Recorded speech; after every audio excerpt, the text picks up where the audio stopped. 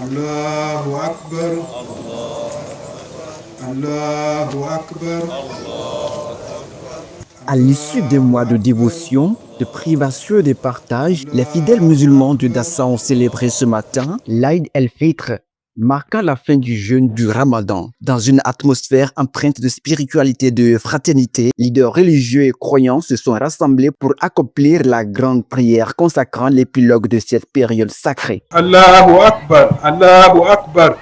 Allahu Akbar. Les 30 jours de jeûne que nous avons effectués pendant le mois de Ramadan, on célèbre ce jour-là par la fête. Et pour cela, on vient faire la prière pour marquer le nouveau mois qui est le mois de Shawwal.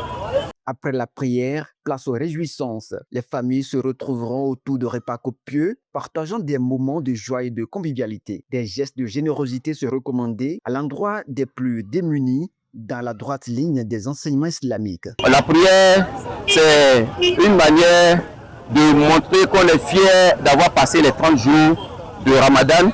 Et avant de venir, il y a une aumône légale qu'on fait, qu'on appelle le zakat al-fitr, que chacun doit prélever par rapport à toute sa famille, lui, sa femme et ses enfants. Il prélève au moins chacun, il y a une mesure de capacité qui est convenue à tout un chacun que vous prélevez dans les denrées que nous mangeons. À peu près, ça peut être le riz, le maïs ou n'importe quelle denrée alimentaire, pourvu que vous prélevez avant de venir à la prière. Ces denrées que vous enlevez, c'est des denrées alimentaires qui donnent la chance à ceux-là qui ont peut-être mal fait ou qui ont péché, parce qu'il y a des petites erreurs ou des fautes qu'on commet pendant le mois de Ramadan.